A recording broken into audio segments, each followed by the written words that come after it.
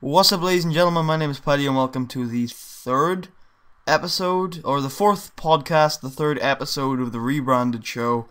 And today, I'm all alone. I'm without my co-hosts because today the meat and potatoes of this podcast is going to be a topic that is dear to my heart, and I feel like that those guys would not be able to, would feel left out in the conversation for the hour or maybe even two that we go on about it.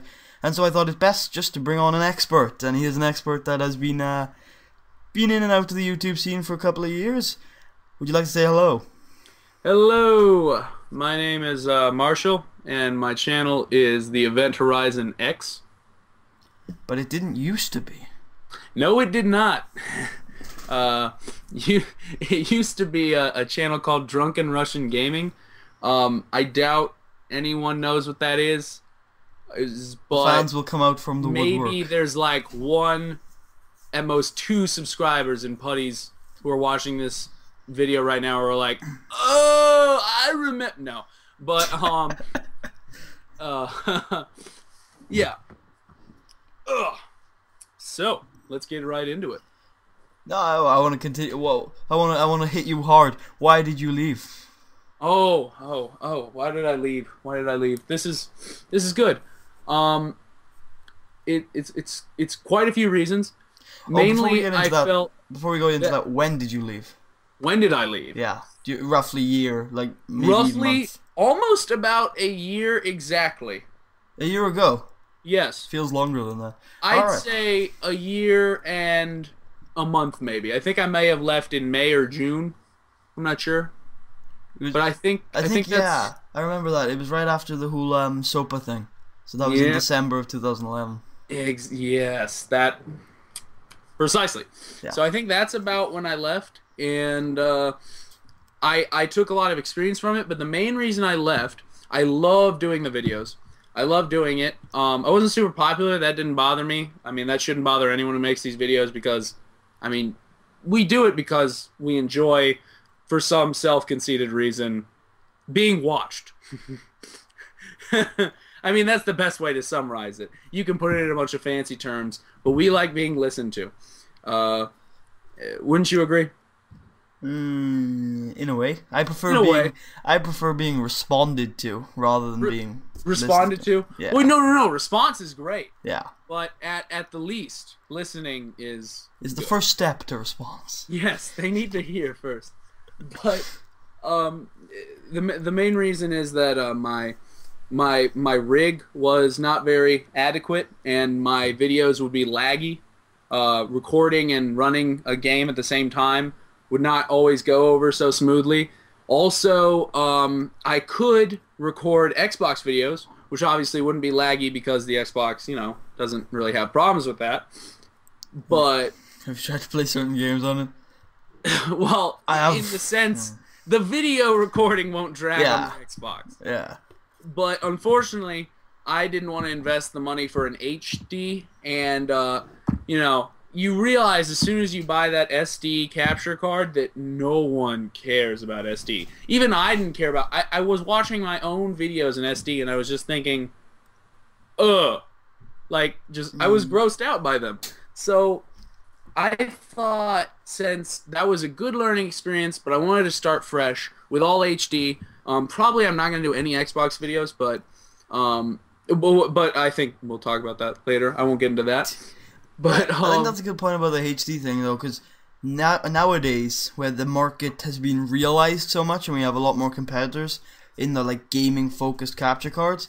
Back in the day, the entry-level HD capture card was the PVR, and that was I know I'm speaking in pound terms now, about 120 quid. And now you've got the Elgato, whatever it's pronounced and that's a lot cheaper of an entry-level HD card. So I think there's a lot of difference between what's happening now with entry-level stuff and what was happening when we were getting into it in entry-level stuff. Yeah, and if you're wondering what my my capture card was, it was the ever famous Dazzle. Oh right, I thought you'd go I thought because you were making a point to mention it, you were gonna go extreme like the DVR 612 Philips Sony collaboration color HD but SD magical box thing. No, I went to a point to mention it just because I mean that's literally the main reason I started down. The videos were just poor quality, and I really needed a fresh start, and that's, you know, yeah. Is it the red dazzle or the white dazzle? The white dazzle. Yeah, I always thought the red dazzle looked badass, but I could never get one for some reason. I didn't even know they made red dazzles. The red dazzle looks cool, man. Red looks good on everything. I think all cars should be red. Yeah, no, I agree with that point. Well, not all. Yeah, no, all cars. That is a factual statement in my mind. No. All cars that are red look good. I like a nice midnight blue. Yes, or I was gonna say seafoam green, but I'm not sure how that would look on a car. It's a really cool color, but I don't know about car. Black works in some cases. Yes, black's always a good choice for, I mean, anything. It's a nice basic color that can really look, what's the word I'm looking for? Sexy. It can look sexy. It can. But, yeah. White can look really fancy, but it's a terrible idea on a car. Oh, yeah. If it gets so dirty so easily. I mean, the maintenance, you have to keep it clean. Unless it's a showpiece. It's going to look bad. If it's a showpiece, it'll be fine. Oh, yeah. But if usage-wise. Yeah, of course. Gaming news. Woo! So, the two pieces I wanted to talk about that have just stuck with me recently are alright, we'll go into the first one. Bethesda have announced that they are moving on, and they are moving on to the next endeavors, and they are ceasing production of Elder Scrolls V DLC. Are you bothered at all?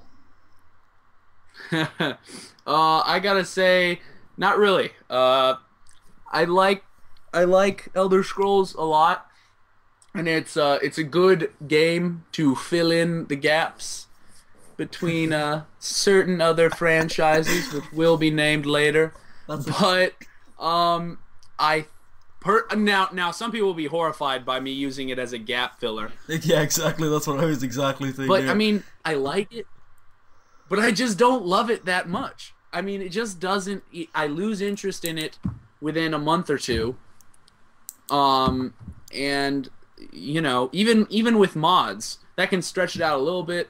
But for me, Skyrim is not as interesting as you know, that other game.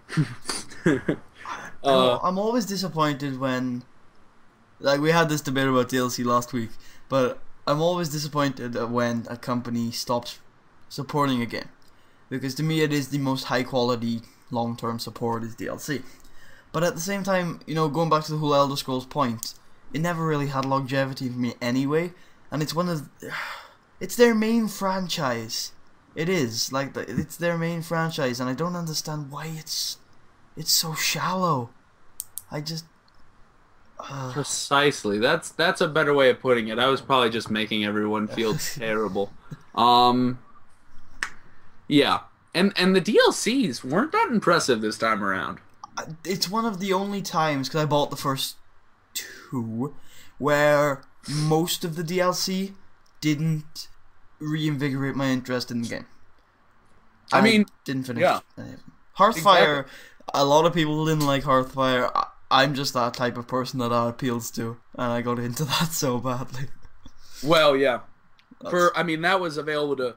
I mean, they had. I believe. Don't quote me on this, but I believe Hearthfire was based off of a mod taken from the PC. Yeah, I was about to say it felt like a mod.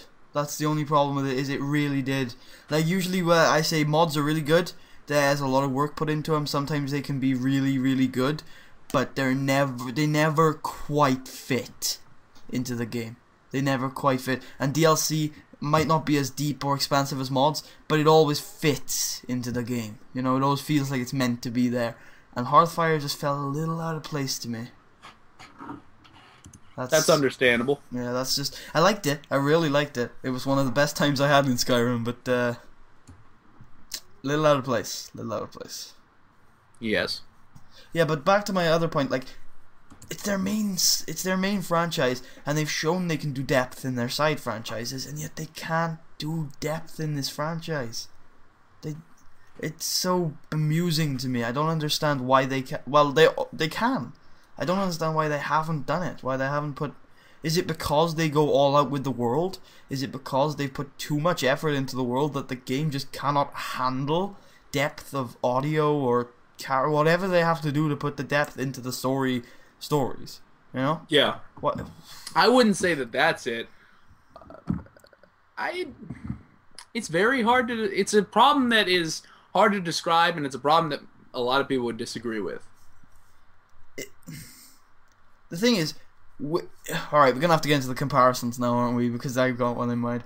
The difference between Fallout and Skyrim is that Skyrim, for all intents and purposes, Fallout and the Elder Scrolls games, the Bethesda Fallout games and the Elder Scrolls games, right? We're gonna get narrow on this comparison.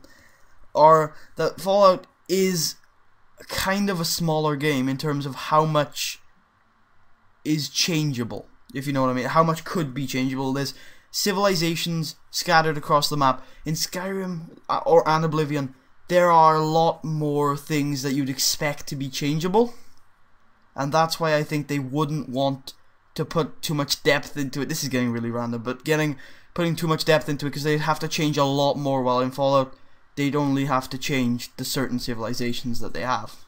Yeah. You know what I'm saying there? That's a really hard to say thing. Yeah, I think I understand. But it's a beautiful game, and you know it's got nice lore to it. It's just the stories.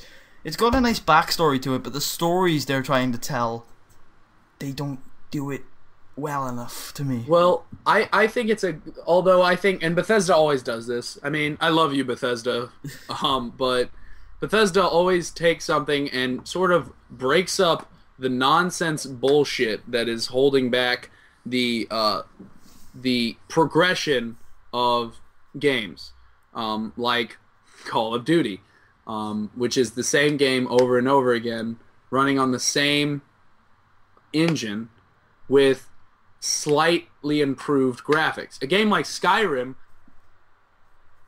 you could say that, but it does pull quite a lot of weight forward in the scale of games. Oh yeah, no. If you're talking about just Oblivion, it takes a hell of a lot forward.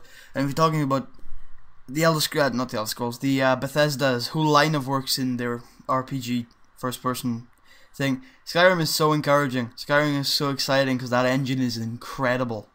But the game, yeah, it's yeah.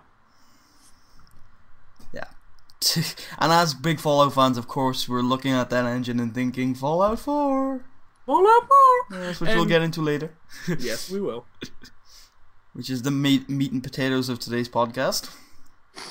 Can we put some bacon in that meat and potatoes? Do you not know what meat is? No, but I mean, know what meat? Okay, look. Meat and potatoes. When you think of meat and potatoes, you think beef, potato. Or chicken. Or chicken. Yeah. Or lamb or turkey, depending on like certain occasions. Maybe turkey. Over here, definitely not lamb. No? Okay, well, we have a lot of lamb, so... We do not... I mean, we might. I don't know. Maybe it's just my family. My family's probably weird. All the other Americans are like, don't listen to him! My family at this point don't eat a lot of lamb because one person in my family now owns a lamb. But we used to eat a lot of lamb. Oh, that's funny. And that's very ironic considering where I'm from, and anybody who knows where I'm from and knows the area will know why. You might. Oh, yes, I do. Okay, we won't go into that.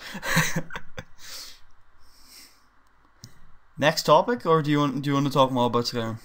No, next topic. Let's keep this rolling. Alright, okay. So, I don't know the exact story, I've only heard glimpses of it. There was a game that came out a couple of months ago, I think it was in the Orion series, and it's called Dino Beatdown, and it was universally hammered as a terrible game. Alright? Terrible. Yeah, terrible. And on day one, it was pretty much unplayable because of bugs. A couple of months later, it's been patched to hell. It's got a lot of changes to it. I don't know if it's better or worse yet. Well, it's obviously not, it can't be any worse. It can't be. But I don't know how much better it is. and they have released it as a completely new game on Steam called Dino Horde, I believe. Without mention that it used to be Dino Beatdown. I mean, I think there's a certain implication. I mean, it's Dino. Yeah, but come on, I'm sure another studio could have come out with Dino Horde and just as easily made a dinosaur zombie game. True. Like that IP isn't exactly. Wasn't exactly owned. But it would be getting in the gray area of copyright for sure. Would it? How many things in the history of history of like the last 100 years where we've actually been interested in dinosaur media have been named Dino something? God, there's a food called Dino Bites. True. There is a lot of dino. That is fine. That's what I see with it. But even getting away from that point, is it okay to release it as a new game? Let's say SimCity came out with a game that wasn't always online, completely the same game except for the DRM wasn't there, and called it City Builder 2013. Yeah, I think renaming it is fine, but they should definitely give copies to everyone who bought the original game. They did. Oh, well, in that case, fine. They can do whatever the hell they want with it. But the problem is, as long as they're being the review scores are gone.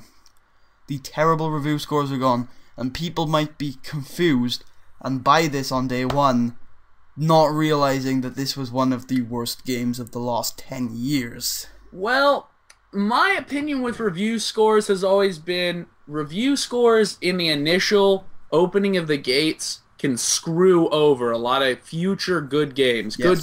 Games that will be really good once a few updates and patches come out. It's been happening to... I read an article a couple weeks ago recently in the strategy games market. That's been happening a lot with strategy games.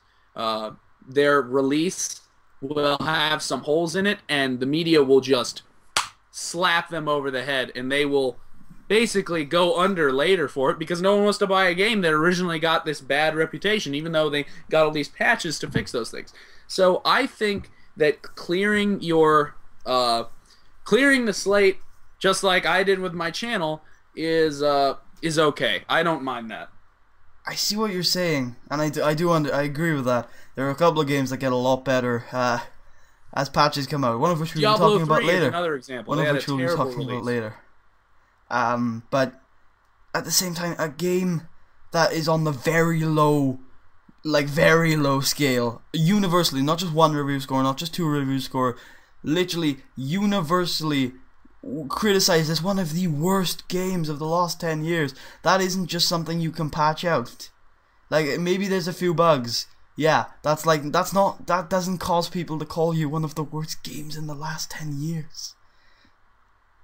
I can see where you're coming from. Yeah, that's the only problem. I can see that. My question is, if it was that bad, do you think anyone's gonna buy it anyway? Do you think people are not gonna realize? Now they are. I think now. Yeah, I think some people won't realize. But that's playing devil's advocate. I also agree that, you know what, I'm very liberal in my viewpoint. Game company, do whatever you want as long as it's legal. To be fair to them, but you know, I see the other point of the argument where people are gonna get burned by this hard. I'm not saying I don't think companies should do anything that's legal. I mean, we as consumers can get literally financially raped by countries doing what is quote unquote legal, but and banks as well. But I think they should do what's within their fairness and with what treats us as consumers nicely. So going along that point, I can see where you're coming from in that them doing this is sort of might screw some people over if they didn't truly make this game 100% better. Well, nothing gets made 100% better. Well, I mean, technically it can. Well, that's just doubling the performance. That's 200%. Nope. 100% better. Yeah. Is the whatever. That's the gray area of pronunciation at that point. That's not pronunciation. That's statistics. No, that's not statistics. That's linguist. I can't say that. Whatever. Because it's the word you're putting on at the end that changes the sentence. So that's not about the statistics, it's about the English. Doesn't matter. Whatever. Doesn't matter. Why are we Whatever. getting into this? Yeah, whatever. I can see that point as well. I can see that point as well. You might notice that we have a bit of banter. We know each other quite pretty well. Wait, who are you again? Oh, yeah. So, do you have any other things to talk about? Just this? to let you guys know, this guy has a PC that's slightly better than Alvin's right now. Ooh. Not for long though. Not the Slightly better. You realize he gets like 5,000 cake a day, right? Holy, what is his job? He's a student. Does he have like rich parents? No, it's from the school. I don't know the details. I don't think we should be talking about it on a podcast. Even though we did. What is going? Even though It's we- not we- shady. even He's though not we- a drug dealer at all. Okay. Even though we did talk about this on podcast 1, which you guys should go watch. With him, by the way, it wasn't like we were sitting in a Skype call just talking behind his back about his cakes or anything. We never do that. Never. Nope. No. Nope. That'd be weird and totally something we don't do. Like it is right now. I don't paint pictures of people's money on the wall. Don't you? That's really cool. Money is a fantastic thing to paint pictures of. I want to see I think pictures of money are actually really interesting. I don't know why. Really? I've seen images of one type of money is even interesting to me because of the way it's drawn. But the best images are the images where they pull together a lot of different types of money from like different countries and stuff. That's really awesome. Like I see pound notes and dollar notes and like coins from different countries, and it's just really. Yeah, I like that. I like that type of thing. I've seen pictures of that, and it's really cool. People should look out like different kinds of currency on Google Images and see what comes up. All right, I think that's our gaming news, which we covered pretty much a lot of. There is one new release I saw that came out a couple of days ago called God Mode. I know nothing about it, but you guys just type that into YouTube or Google or something and see if you can find any coverage on it. Alright. Yeah, I don't know anything about that either. Good.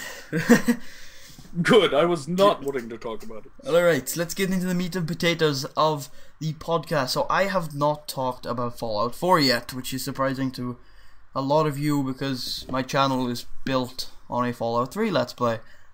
And on the promise that one day I will get a Fallout New Vegas Let's Play on. But that promise has been going for a very long time. Very long time. And Marshall has just made a new channel, so of course he hasn't talked about Fallout 4 yet. Nope. I thought you were going to turn around and I have a 10-hour podcast up about Fallout 4. I'm recording it as we're speaking. I'm stealing our footage. Okay. So, I thought this would be a good opportunity to talk about it. And it's Marshall's comeback podcast. Woo! Yes. I mean, sort of. I mean, it's going up on Roundtable, but... Yeah, but it's going to be linking directly to your channel. So. Excellent. Oh, you think I was just going to be like, find him yourself, guys. Good luck with that. I don't think. That is for lay people. Anyway. Alright, yes. So, we have a article from PC Gamer, right? Yes, PC Gamer. Right, good. I don't know why I responded that weirdly.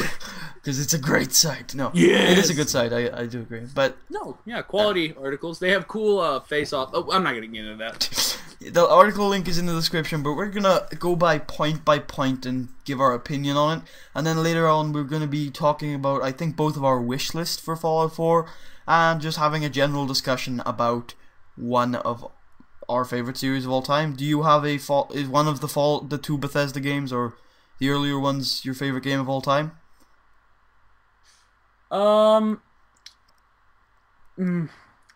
It changes, but I'd say definitely Fallout 3 or Fallout New Vegas, obviously, are one of my favorite games of all time. I think it's unfair to pick one, so I just put them both as, you know, the twin sisters of Hellenic godliness.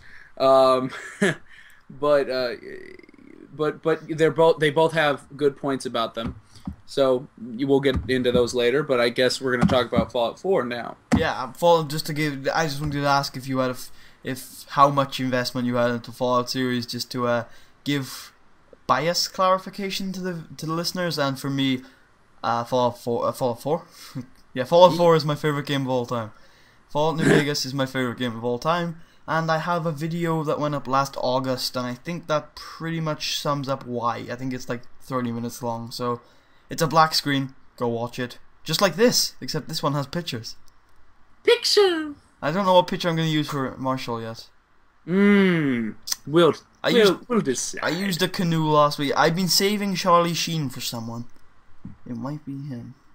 I'm not sure if I want Charlie Sheen. I'll take Martin Sheen. I like him.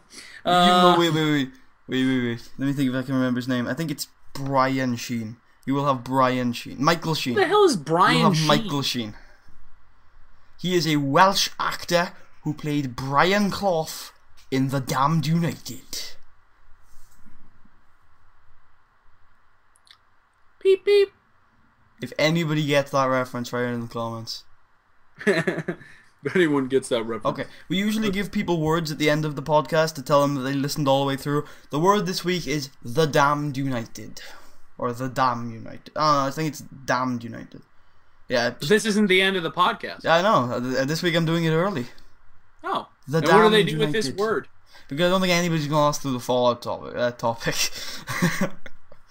Alright. Oh, I think you'd be surprised how many of your viewers are interested in... But it's not my viewers, though. Well, no, I keep forgetting that. You're right. People coming from Dino's Fallout 3 Let's Play. Exactly. There we go. We can use that as an excuse. Okay, so would you like to get into the PC Gamer points? I will take the methodical steering wheel here, and methodical, or do you mean metaphorical? Whatever floats your are you going to physical boat? Methodically take the metaphorical steering wheel. Yeah. I talk weird on videos. Don't worry, so do I.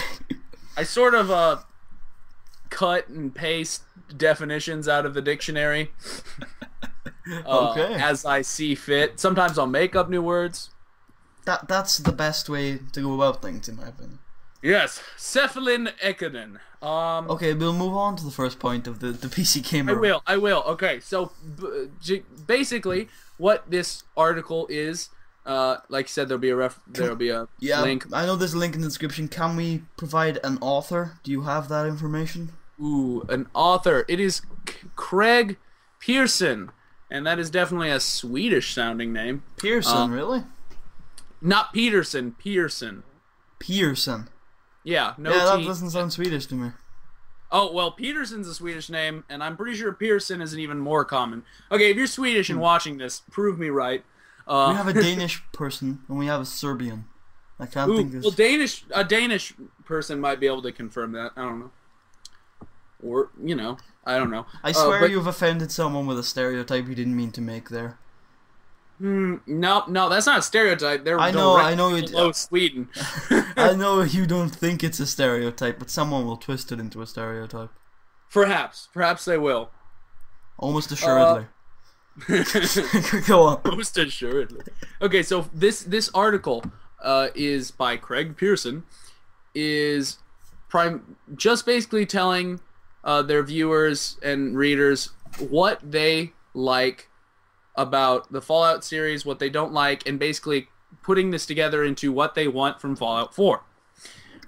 So we'll get right into it. We're not going to read the whole thing, because you guys can do that if you're interested in it, but we're just going to go over the main points. One thing that they would like is livelier roads, cities, and towns. So, very nice. This for me, I think that they think that the towns in Fallout 3 and New Vegas, that there aren't enough. They think in Fallout 3 there just aren't enough settlements in general, and they think in New Vegas that the that the characters, basically the same argument as they propose for both games. There's just not enough lively towns. And I would disagree. I think both games have quite a number of towns. In Fallout 3, there's Megaton and Rivet City, and I mean I could name all of them, but I don't need to go into that. Those two towns, Republic of Dave. the Republic of Dave. I mean, if you're gonna name all the towns that have friendly settlers versus all the towns that have stores or whatever, but just as an example, Rivet City and Megaton are two very lively and interesting towns, as well as Tenpenny Tower. I'll throw that in there because that's sort of a counterpart to Megaton. They're very lively, and they have entertaining citizens, and they have interesting stories. Tenpenny Tower, a huge hotel. Megaton, a crater with a bomb in it. Rivet City, a ship out in the ocean. Or eventually, if your choices turn out right, it's just a crater. Yes, it's just a crater. Spoilers. Not spoilers if you watch Putty's Let's Play. Or Dino. Wait, no, Dino does good We don't know if Dino, what's he gonna do? I know what Dino does, and I think he disarms the bomb. Oh, spoiler! No, I'm pretty sure episode 2 is already out. Oh, that's when he does it? I think so. I think he does it in episode 1. Okay, I only saw episode 1, but I'm trying to keep updated while also setting up my channel. It's kind of difficult. But anyway, what were we talking about? Well, if you want me to give my opinion on the lively thing, for me, I actually see what he's saying there. Because I don't think I'm sure he makes a point about how there's not enough cities, and I don't agree with that. But in terms of the liveliness, I can definitely see that point. But at that point, it becomes... Liveliness is a great thing to have. But it's that liveliness and character versus atmosphere. And I can see both sides of that argument. Because the Fallout, that nuclear post-apocalyptic... desolate and like really enclosed and lonely atmosphere they want to create, I love that. But I also love the characters in Fallout, especially in New Vegas, which is obviously my favorite one. I think they're so entertaining, and they're deep, and they often have a lot of motivation behind them, and I love every character. So obviously more characters is important, and I always found the roads in both New Vegas and 3 to be really boring. Even the enemies you encounter are just not interesting. I don't know. When you come up to a landmark, I like that, but I think the traveling has always been like 2 episodes of my Let's Play are called Pointless Traveling, and they come up to about an hour and a half. So I do think that livening up traveling in one way or another by adding more landmarks, maybe enclosing the maps so the landmarks are close together. Yeah, I suggest quadrupling the enemies. Turn your difficulty up to very hard. Yeah. No, that does. Well, that barely increases the amount of enemies. That just makes them tough as hell. Yeah, but yeah, I can see that. But at that point, I do think it becomes: do you want more of Fallout's awesome characters, or do you want more of Fallout's awesome atmosphere? And in an hour and a half long podcast, I don't think I could get an answer to that. Honestly, I think it'd take a far longer to get that. Years of thinking. Years of deliberation within Bethesda, around the round table, quite literally. You see people slamming coffee cups like, I want another Moira. And everyone's like, no. Never again. I think that carefully brings to an end the first point. Yes, never again, Moira. Their other point, and I do, well, let me say the point first. They think you should, they really like the survival aspect in both games, and it is a major part, and they make it an even bigger part of Fallout New Vegas with hardcore mode and all that fun stuff, and more crafting and things. So, as far as that, they think that's just a step in the right direction. They would like a lot more survival, a lot more struggling, not just with enemies, but just with the necessities, water and sleep and food, and maybe even a few more in-depth, other things like I can't think of something. Maybe maybe injuries. bleed out rates. Injuries. I don't know. Something like injuries where you got to manage, like, your toe has been severed off and you must prevent it from contamination. Yes, or you got a disease. You have to take these antibiotics for the next 10 days every 5 hours or else you'll die. You got syphilis. You've got syphilis. There's no cure, sorry. Yeah, game over. Alright, well, on this point, do you mind if I go first, since you went first on the last point? Yes. I very much see what it's saying, and I want to go to the crafting point specifically. In New Vegas, when the crafting elements pop up, Honest Hearts... Oh, be careful about the crafting. There is another point about crafting later on. Alright, I'll try and keep it brief then. When, especially in Honest Hearts and Old World Blues, when you see crafting at its finest, they do it so well. But they keep it to a very small amount, so I definitely like to see more crafting, because they do it really well. With the survival thing, I do see what they mean, because it's a post-apocalyptic world. That's, again, atmosphere versus gameplay. But I would like to see it as much as they want. I'd like them to make improvements there. But the thing is, I'd like it still to be an option, because I think the main thing of Fallout is still the story. And if anything, if they screw it up to the point where it gets in the way of story, I'd like the option to turn it off.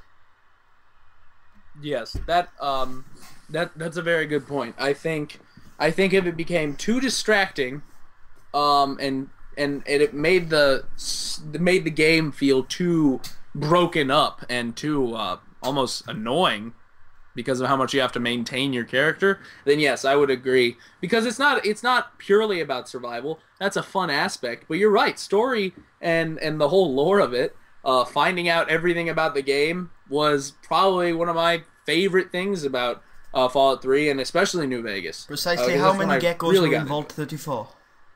What? Precisely how many geckos inhabited Vault 34? 70. And 2 children, which you slaughter during the events of Fallout New Vegas. But that actually made no sense, because Vault 34 is filled with ghouls. Yes, I do remember that now. That's a terrible place. That's a terrible place. Yeah, I like it. I mean, it has a... Oh, yeah. Yeah. Crap ton. The All-American is there, so... Yeah, the armory's great. The story is fantastic. The vaults... Oh, and bring a crap ton of rad away. Oh, yeah. It's just... Unless you are good at it and you can get through the whole set of passwords within 5 minutes, you need a lot of rad away. Vault 34, I just thought of it, reminds me a lot of Dead Money. It's got really annoying mechanics, hard to beat enemies, but a fantastic story and good rewards. Yes. I love the story of the vaults, I was going to say. The vaults are an awesome idea. The experiments, like the social experiments, amazing. One of my favorite things about Fallout. But back to the points, which I'm deviating from. Yes. Thankfully, we can talk about story as much as we want in between these points, because for some sick reason, they didn't include story as one of their points. And I can understand, because the story is already perfect, so why would they need to improve it? Make more of it. That's all I'm asking for. Make more of it, yeah. Wow. I mean, the game making a new Bethesda game implies more.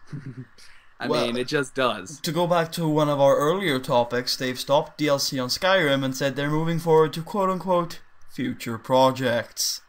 Which is, of course... Possibly, likely, probably either the Fallout TV show or Fallout 4. Or both. At the same time. As a tie-in kind of thing, like Defiance. I mean, I don't think they really need to tie up Bethesda's programmers and art designers on a TV show, so... No.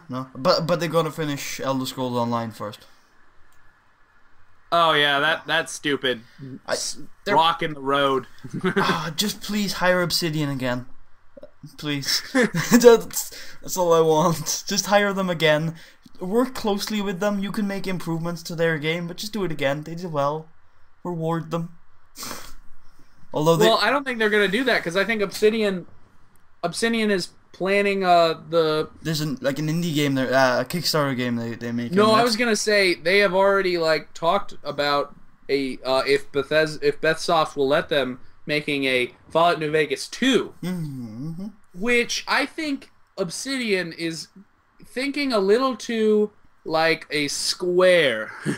I just, in case you are not creeping on me in my house, which that's kind of scary. I don't know why I said that. I just made a square with my fingers. But do you mean like square as in like a literal square, or square as in the company that have made Final Fantasy 13 too? Nah, I mean square as in the 50s slang. Oh, all right. I actually thought you were talking about they were going down the Square Enix route. But all right, go with your point. No. I just I just meant that I think they're really they're if when you make a second Fallout game, one that continues exactly to the storyline of the previous one, it creates some problems Fallout as far 1 and as Fallout 2 were direct. What? Fallout 2 is a direct sequel to Fallout 1. Well, and how did that go? It worked pretty well actually, but it was a turn-based game. It was a completely different kind of game, and there was less story in Fallout 1 than there was in New Vegas. But yeah, go on. It did work pretty well, to be fair. I didn't like Interplay's games, so I didn't mind them. I mean, I just never got into them. I probably could have gotten into them, but I was too busy playing Fallout 3 at the time, which was better. In your opinion. Yeah, go on. So you were on about yeah, direct sequels were going to be a problem because of how many choices you can make Yeah, you can make so many choices at the end of New Vegas. And it's not just at the end, because there's only 4 choices at the end. You can make thousands throughout the game. True. Like, the difference between Novak being a bustling boomtown or it being a radioactive cesspool. Wait. Just as a specific example. Who's that guy in the abandoned shop in Nipton? What's his name? Dang it, I can't think. He's but he's talking about a powder ganger who got his legs injured or something. But basically, my point is he's such an insignificant character, but the choice to make him live or die is a massive problem they'd have if they continued, and that's just one little problem. Exactly.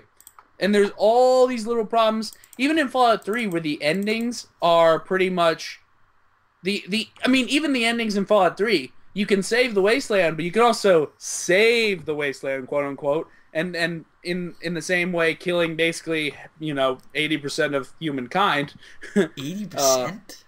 Well, I mean, if you think about the fact that it kills any sort of genetic difference from original humans, humans when the bombs fell.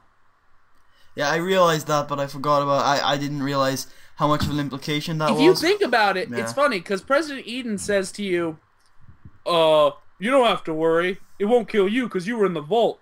Well, we both know that you weren't in the vault your whole life. Mm-hmm. You were born to parents who were not born in a vault, which means you would have died anyway. Yeah, it's a huge hole in it. But plus, I was a ghoul. I was a ghoul by the end of it, so.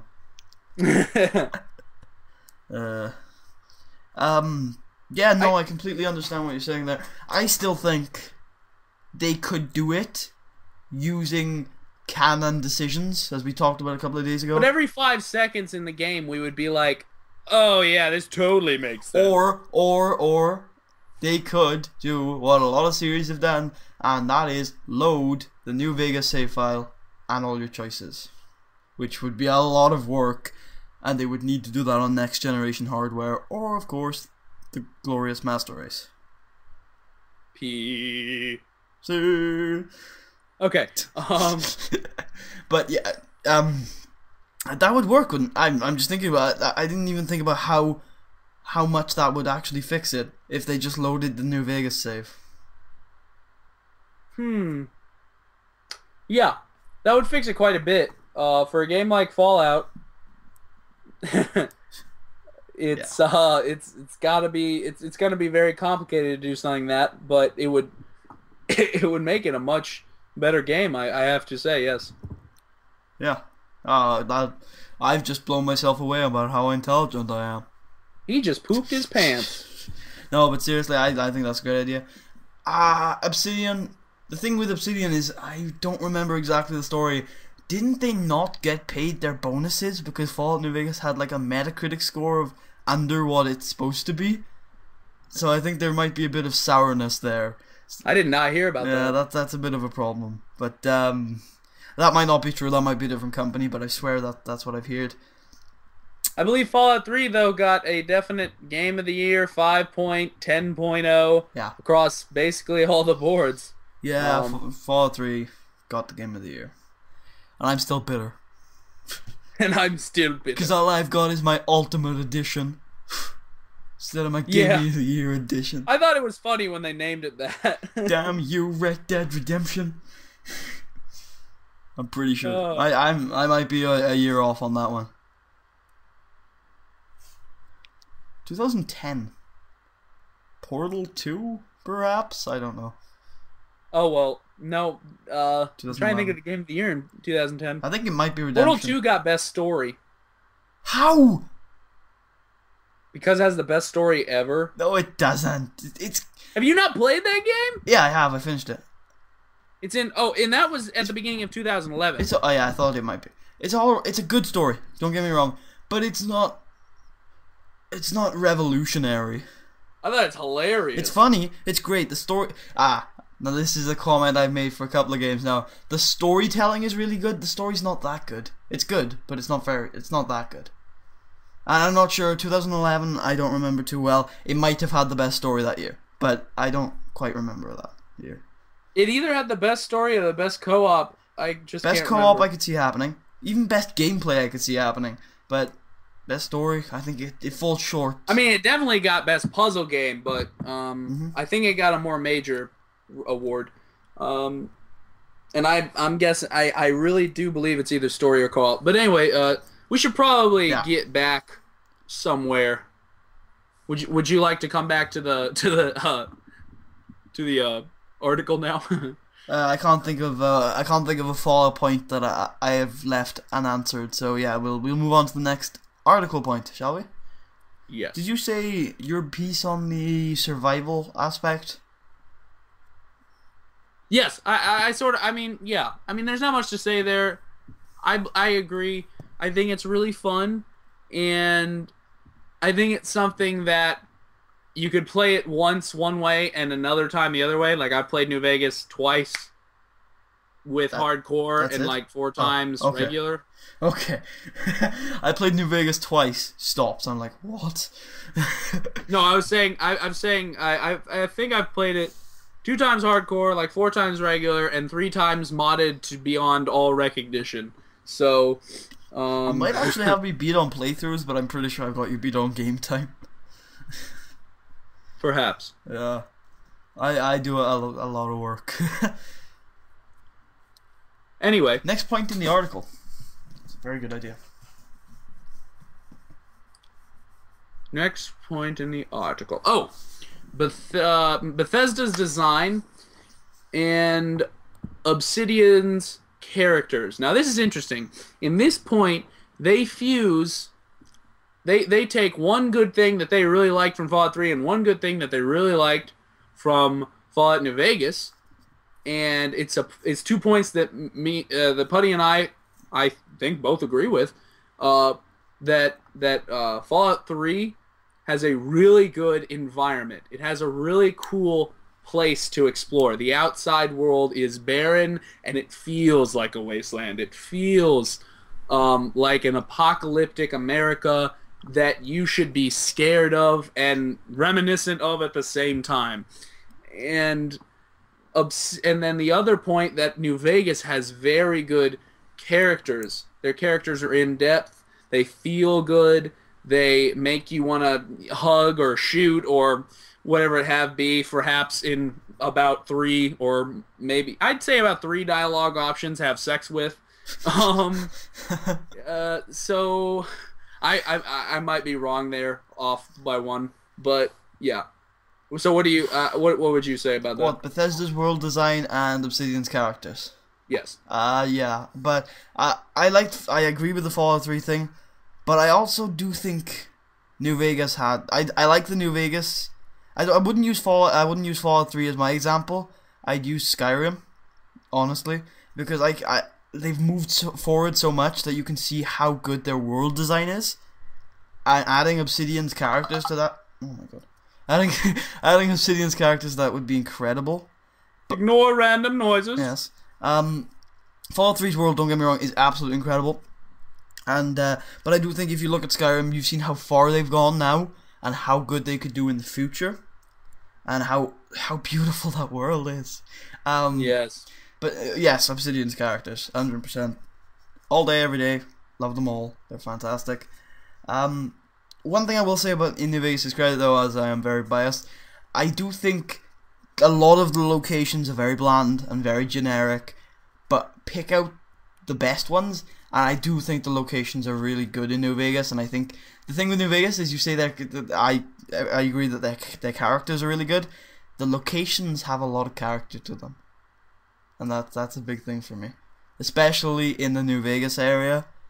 Jacobstown, up in Jacobstown, the bunkers are reasonably but generic. is the character of the locations because of the way they look, Yes, or the because of the way they characters look. that inhabit them? Yes, because of the way they look.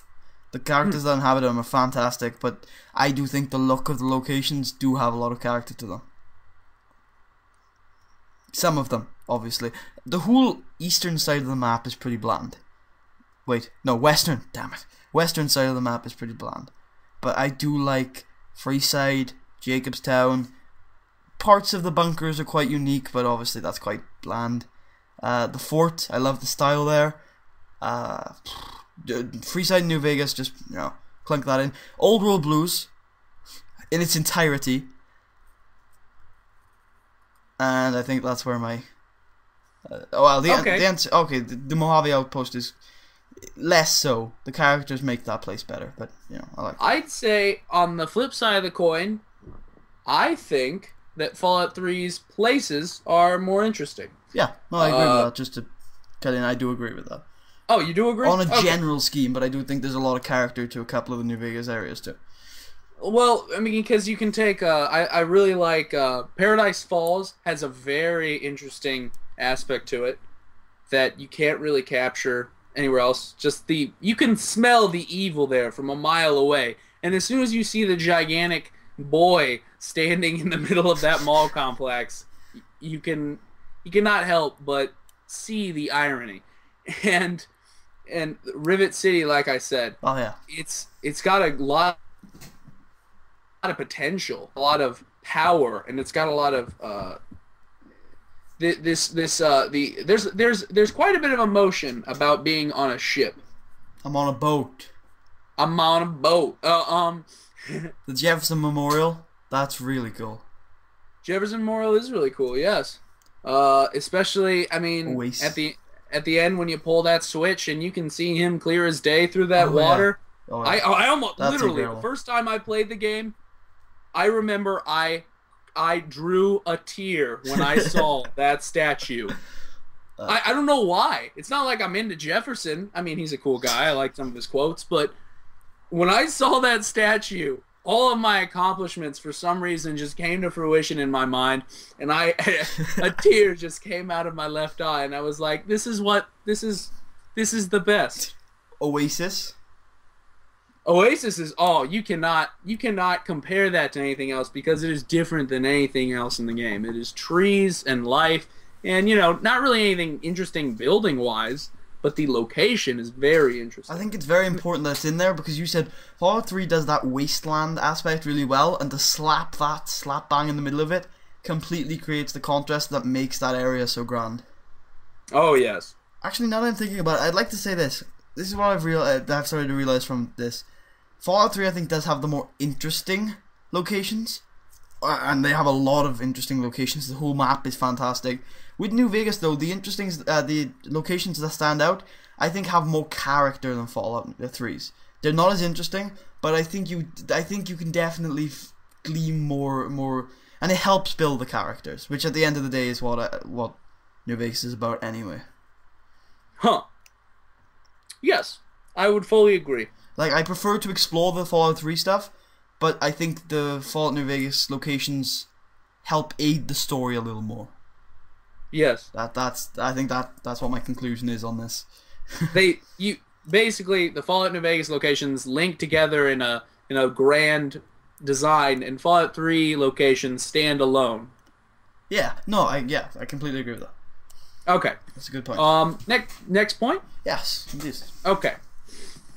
Just want to make sure we're all clear.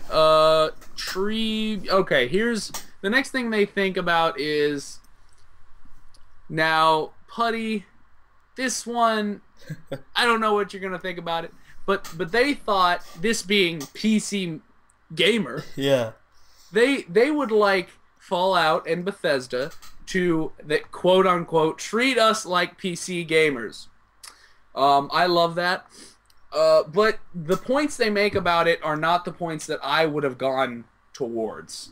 In my opinion, well, I'll go into my opinion later. What they said on this is that they think that the Pip-Boy is clunky, and they think some of how you use it, as far as scrolling and all that, is clunky, and they think they should make it better for a mouse and a keyboard setting. For me, I've always loved the Pip-Boy. I never stopped, and I don't think it feels clunky on the mouse. Yeah, I think, you know, comparing the two on console and PC, I think on console it works really, really well, and it's a very good function for what is a limited system. And then on PC, I think they did really well to adapt it. I like the fact that you can click on things and the scrolling. I think it works well. I think the interface is good. Clunky, I can kind of see the scrolling is a bit slow, but at the end of the day, it works and it never really fails. So yeah, I mean, yeah, I think it's not as bad as Skyrim. I do agree. What? It's not as bad as the Skyrim interface on PC. I like the Skyrim interface.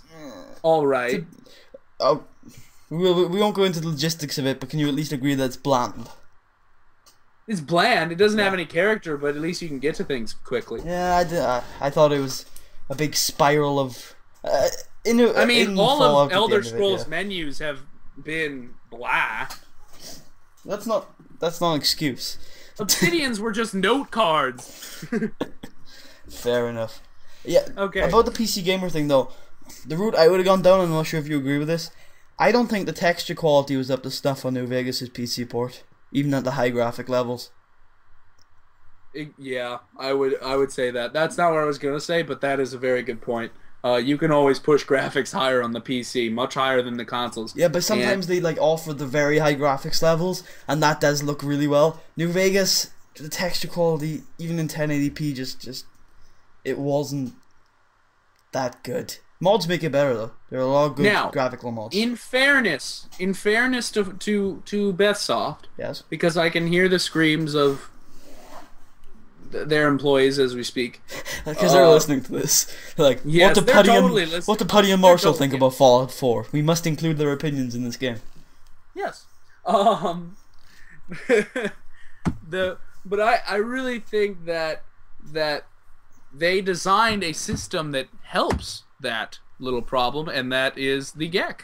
I mean, people, they said, here is this, and if you don't like it, PC gamers, you can make it infinite. And they have a lot of really good graphics mods that improve the graphics. Some of the graphical mods are incredible. Especially for me, I don't know, the ones that hit me the most are the shaders, obviously, but the sky ones. The ones that affect the sky are so incredible. Yeah, the skies, shaders, they have. You can find some good texture packs. You can definitely find some bad texture packs. But though sometimes they're so bad they're good. Yeah. And then I think I'd say that Fallout. I'd say that the thing I would like them to do, as far as towards PC gamers, to design it more, is they need to make it.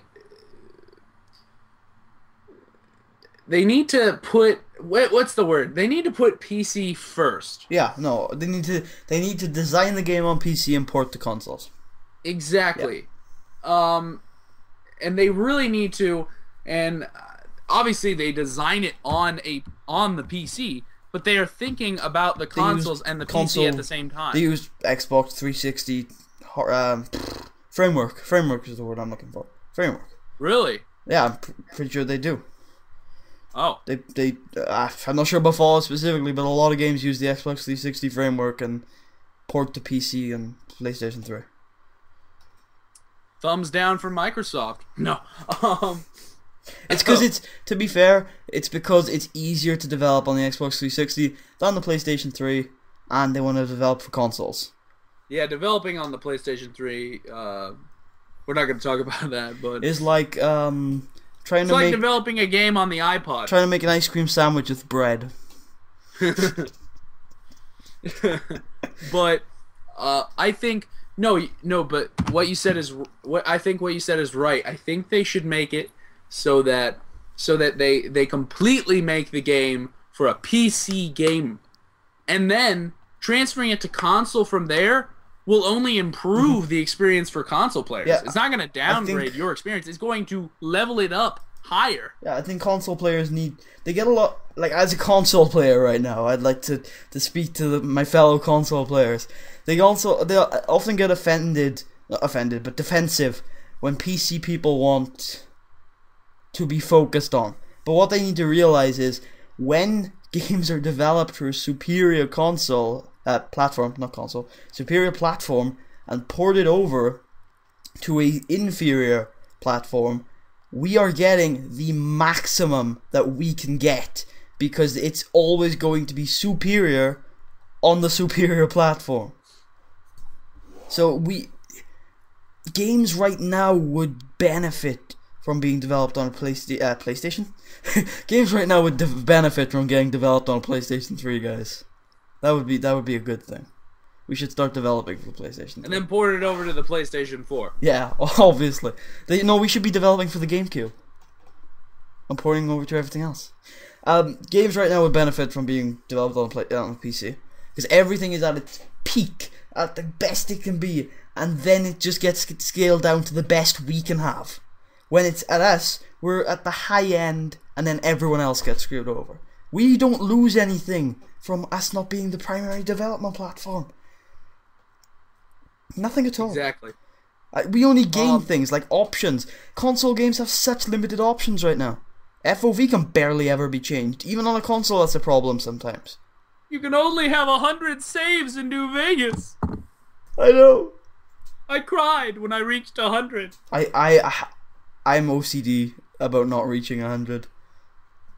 Dude, I am okay. Well, one, to clarify, I do have an Xbox 360 and a Wii. I am a console player in the sense that's my exact setup as well, actually. Yeah. Xbox 360 and Wii.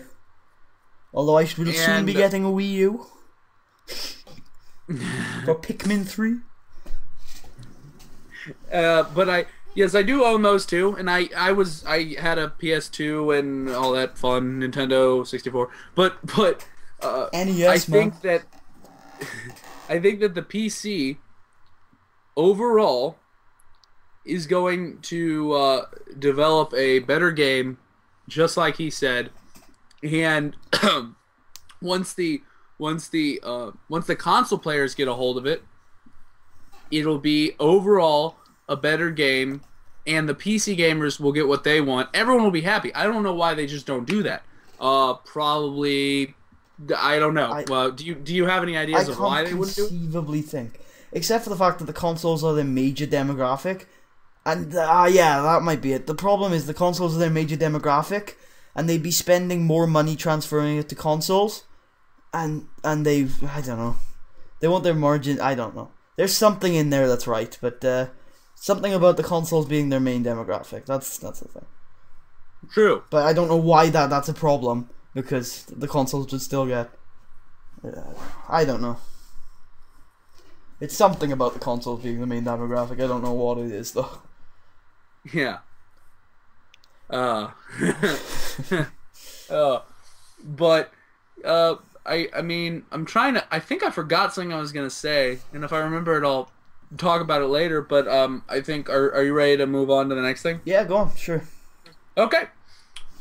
Meaningful character creation. And they think that... They love the way that leveling up works in Fallout, as do I. I think it's the best leveling up system that has ever or will ever exist. Blood Bowl. But will ever? That's a bit bold. What I said? You said has ever but then you said will ever exist. That's a bit bold. It's a bit bold, but it's something that a true Fallout lover can say with confidence. No, because what if Fallout come up with a better one? What if what? What if Bethesda come up with a better system? Develop this current system further? I'm saying Fallout in general. You're not saying the current system, you're saying the Fallout system. Whatever, man. I'm wondering what I'm actually asking you. Are you talking about the current leveling up system or just the way Fallout is going about their leveling?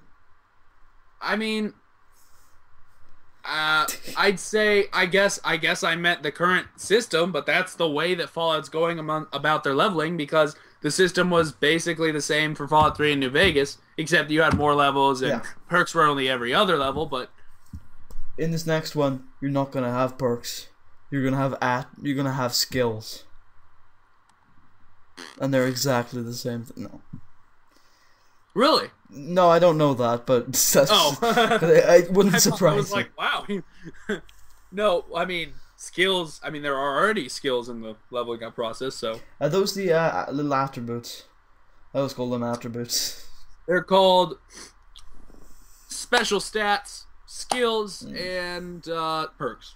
Yeah, I always just call them my big things, my little things, and then my right in things. And my circular things. But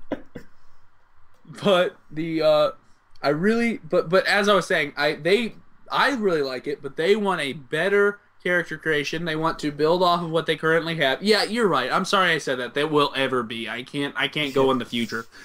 But they want to build on top of the current system and add more perks, which I'm always for. Oh yeah. Add more abilities and skills.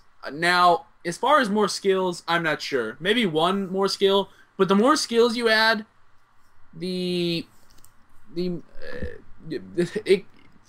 don't know. I can't think of a specific problem, but it just wouldn't be the Fallout if they keep adding more and more skills, because then it become a different game, because the skills define how you're going to play the game. Was barter in Fallout 3? Yeah, of course. Okay. I thought it was just speech. The only new survival. Survival was the new one. Yeah, as far as the way they switched around, from Fallout 3 to Fallout New Vegas, they added survival in Fallout New Vegas, and then they took in Fallout 3 there were small guns, big guns, and energy guns. They took small guns and big guns and put them together, but then took the energy weapons from big guns and stuffed them into energy weapons, and then they just had energy weapons and guns. And I like that system a lot better, actually. Yeah. It's simpler, and it made room for survival. And one skill I will say not needs to be removed, but would probably be best as merged with melee, is unarmed. Come on, do you ever go into unarmed? I actually... Yes. Am thinking for the Fallout 3 playthrough on my channel to do an unarmed character. Yeah, but that's to make it interesting. On your own personal time, have you ever made an unarmed character? Yes, I have. Was it at all entertaining? It was entertaining, and I wanted to do it because I wanted to try out you can triple up on the perks that increase your damage in unarmed by 15 for each perk. Fair enough. That adds up quite a bit, especially when you have 100 unarmed and you have Fisto, the unique power fist. You have the God Punch. Wouldn't you rather it be mixed in with melee, though? Wouldn't that make it so much less clunky?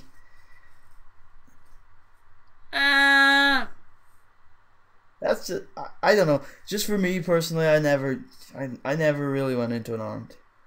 I just didn't. Early game bored me to the point where I couldn't get into late game with it.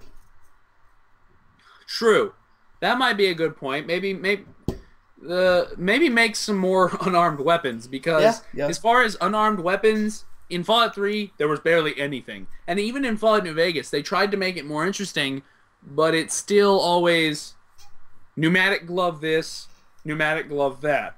New weapons is actually a very good point, and I hadn't thought of that. That's probably the solution I'm looking for. Yes. Back to the character creation point. Yes. which I think we need to start getting into our massive theories now. So I think you should probably go first. Massive theories. Well, yeah, remember the discussion we had about the NCR and like Brotherhood side? Yeah, that's... How about we have okay, could you start first on this, just so I know where I'm gonna go? Okay. So the discussion we had the other day was a Fallout game to the point where modern hardware had got to the point where we can handle, let's say, the equivalent of 10 wastelands, the size of which we have now. So we have 10 times the size we had now. But 5 sides of it were controlled by the NCR. And 5 of the wastelands were controlled by the NCR, and 5 were controlled by the Brotherhood, and they were either side. And this is basically the US, right? This is the US. It's the entire US war between the Brotherhood, the expanded Brotherhood, and war with the NCR. God, that's a lot of a mouthful to get out.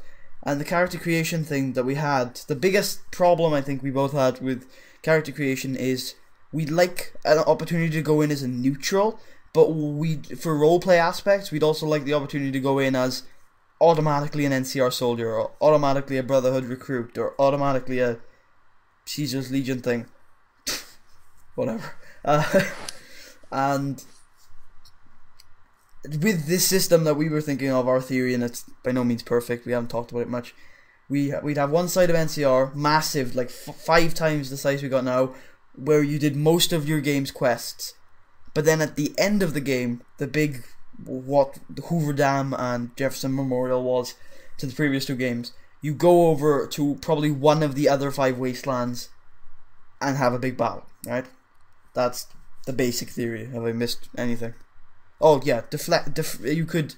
There would obviously be side quests where the option to go over to the other side was there, or the option to just create your own side was there. The option to just say, I'm out of this, not my battle kind of thing.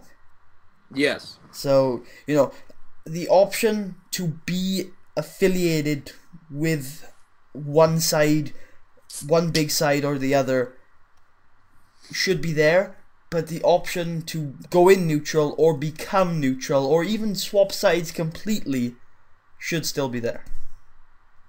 That's really confusing theory, I know, but that was my main theory for the next Fallout game. It's just a massive war between the Brotherhood and the NCR, or maybe not the next Fallout game. I think I meant like in a couple of Fallout games. Yeah, that's definitely a big hardware problem right now for me. They could do it, but they need to start designing it now. To me, they need to have to optimize the next generation consoles first. And they're not going to release a game just for PC, because that's not a money-making endeavor for them. No, it's not. Unfortunately. I'd wait 3 years until my consoles are ready for it. But what I was gonna say was, I really going into this massive theory we did talk for a while. I can't believe I forgot about it, specifically what we were talking about. Probably because we talked for a while. Yeah. But what we decided that most likely the way speaking strategically, when you put these factions up against each other and how the dominoes will fall, it is most likely that it'll end up being on one side of the board the NCR, and on one side of the board the Brotherhood of Steel. And now when we say the Brotherhood of Steel, we have to be specific, because the Brotherhood of Steel in the West is right next to the NCR. And the Brotherhood of Steel in the West is cut off. They hold too sternly to their old ways, and they're just big dudes with guns. And that's nice, but it's been proven, and it just makes sense that numbers will overcome that eventually, unless you retreat. But unfortunately, they don't retreat. They're too stubborn. They stay in their bunkers, and they will eventually be overrun. Now, maybe if the Brotherhood in the West went over to the East and joined them and brought their technology and their weapons and made the Eastern a more stronger outfit overall, big question. That'd be excellent. What's that? Big question that's completely unrelated. Let's say through the events of Fallout New Vegas, the NCR and Western Brotherhood are on good terms, and all that worked out. You know, they stopped looking for the technology, they started accepting recruits. I think that can happen, and they were on good terms with the NCR. Let's say this war between the NCR on the west and the Brotherhood from the east broke out. Would the Western Brotherhood side with the NCR or the Eastern Brotherhood?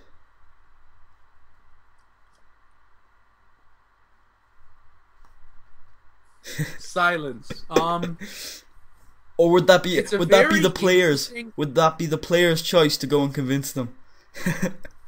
It's a very interesting question because, and I should mention now because it's starting to get the better of me, I am sort of in and out of a sickness right now. So if you hear me sort of congested, I just had to mention that because it's starting to come back. I took some pills earlier. Sorry. But I really do think that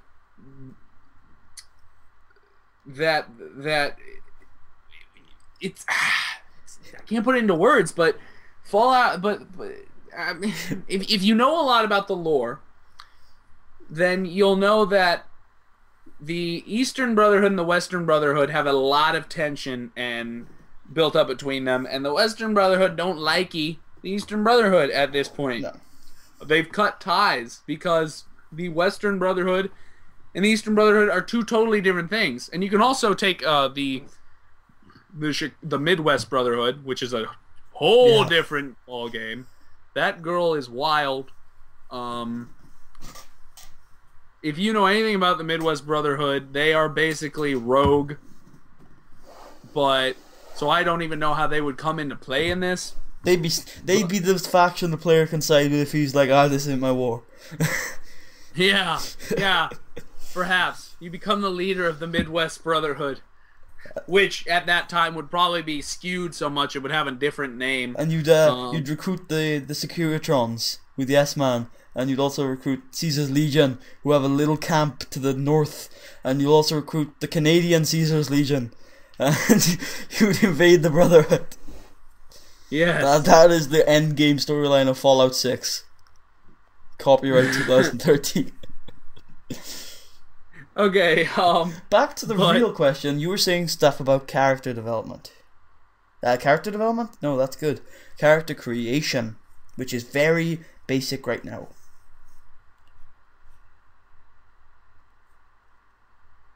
Silence. Wait. What? Sorry, are you asking me something?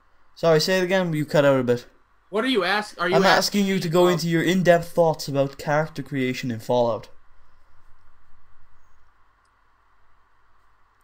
Well, to continue on to the okay, as far as character creation goes, I think they should make it so that the Fallout they should keep the way it is now in certain aspects, but I would like them for future games you should be able to spawn as a recruit. Yeah. And it would really give it that sort of classic shooter feel. Not that that is what Fallout is, but it would be a cool aspect to just sort of little air they could throw in there. Because you would start out as maybe like an initiate in the Brotherhood. And because I feel that in Fallout as it is, you start out as a random person and you could frickin' kill Caesar. You could help the NCR in every way possible, which I will be doing in my Let's Play if you would like to see what that looks like. But and I'm sure Putty will. I'm not sure. Actually, no, I'm not going to speak for him because I don't know what faction he's going to choose. But you could help the NCR. A Putty faction. That's a hint to what he's picking. Okay, you could help the NCR in every way possible, and they still don't really recognize you. They're like, "Oh, you're really cool. You're helpful." But they don't. You should be a major. You should be a general. You should be the president's go-to guy. You should be the president. You should be the president. I'm not sure if the president would let you be the president. Maybe the president gets assassinated and they vote you. Well, the president can get assassinated. Spoilers. Well, yeah, but I'm saying but they can't vote you the president. Well, why not? You have American citizenship, apparently. It's not in the game, I'm saying. I like how I'm just pointing out these like scenarios where it could happen, and you're like, it's not programmed into the game. Modders, are you listening? Are you taking notes? I need to ask this question because I've been listening to how you think, how you're putting forward. Do you think everyone should spawn in as their initiate, or do you think there should be options about where you spawn in? Oh, I definitely think. Oh, there's the damn thing. it. Because I don't think everyone's gonna want to be the NCR soldier or the NCR soldier who goes rogue. Someone's gonna be the guy who is a nobody who goes somewhere. Who just goes somewhere? Yeah. No, I can understand that. And you know, when we say NCR, we're obviously just saying whatever faction it is. Yeah. Whatever it happens to be. The Enclave. The NCR is good example. Yes. The Western Enclave. That would be awesome. I would freak out like a little girl in stockings. Wait. I don't know why I said stockings. Can I just say that's really creepy. Even though they're a lot worse, are the Western Enclave a hell of a lot more badass than the Eastern Enclave? Just the 5 of them are so awesome. Maybe it's just it's New Vegas, isn't it? Those characters are just better than all of except for Eden. Except for Eden, all of the Eastern Enclave are pretty boring. Unfortunately, not as powerful though. No. They're pretty much like 5 old people. 6? 5? Who cares? So you do want. The thing is, you're not necessarily talking about character creation, although it does have a part of it. You just want to have more of an impact on the factions. You want the faction system to go one step further. Pretty much, and you want to have to dedicate yourself to a faction at some point as well. If you choose to be an NCR major, you can't go off there doing quests for Caesar's Legion all of a sudden. Yeah, definitely. No, I think you should. I think you as a player, I have a certain dignity that once I like the NCR, I'm not going to go stab them in the back and walk over to Caesar Legion and get a few denarius so I can do some crap, okay? That is gay. I don't like doing that. Well, I'm going to have to do my all-extensive informative Let's Play. Yeah, but I think we're... I think for that, you're... I'm not going to talk about... That's your ballpark, but that's multiple playthroughs. Yes, multiple... That's what I was going to say. If you're doing that, it's going to be multiple playthroughs, so it's not stabbing them in the back. What's going to happen is I'm going to have a main playthrough probably, and then a secondary playthrough running in the background with lots and lots of saves. And that secondary... And then a primary playthrough. The primary playthrough is where I play through the game live, and then afterwards, any scenes I need to add in to do the informative stuff, I will get by save abusing my secondary playthrough to shit. Yes. But that's not important. Would you like to move on to the next... do we have a next point? Yes, we do. Good. Real quick, I just remembered what I was going to say before about the PC. Okay. If you don't mind. No problem. I have consoles, but I really like saving a lot on the PC. Autosave. I just like saving. I always have. I think it started... Well, one, I think my father has some influence in it, but I think it really started when I played Half-Life. That was probably the first game I really got into, and I was a little kid, so it scared the death out of me, but I still played it. I think I saved so much in that game. I saved so much. And I think that really affected me as a gamer later on, to the point now, in Fallout, I save constantly. You can't always trust those autosaves, kids. You just can't, especially when you have mods. You gotta save every 5 seconds. And I'm contradicting myself. I'll probably forget to save all the time in my playthrough. Yeah, when you started talking about that, did I shout autosave? Yes, I meant you did. to shout quick save. Yeah, the quick save button. Yeah, I meant to shout that, which is actually amazing. Yeah, quick saving is fun. Okay. But unfortunately, on the Xbox, you don't have quick saving. No. And I've entered my fair share of hours on the Xbox and the PC. No, on Fallout New you see, Vegas. now I pickpocket a lot on the Xbox. Just those of you who know Fallout, imagine that. Just for a second. I pickpocket a lot on the Xbox without quick saving. You imagine that now? You guys? Yeah. I'm not talking to you. To the people Oh. listening to this. The four I'm of you. hiding. Alright, now that you've imagined it, I want you to go do it. And then dislike this video. Because What? that's all you feel like doing. Okay. Anyway, my point is I overloaded. I got to 100 saves so almost very quickly, and now I just keep having to save over past saves. So if that limit wasn't there, truthfully, on my Xbox, I think I'd be at 500, maybe 600 saves right now. Don't lie, you'd be at 1,000. You'd be at the 1,000 limit on the PC. Possibly. I, most of the time, will keep to like 5 saves. The save I'm playing will have 2 saves. One for when I'm done, and one for when I'm playing, just in case one screws up. And, yeah, I don't know. I don't keep, like... Fallout 3 didn't... I think Fallout 3 has the 1,000 limit, though, even on the console. I'm not sure. I actually think, for some reason, I guess it's the Blu-ray, no clue, I actually remember, I thought the Xbox had 100 and the PS3 had 1,000.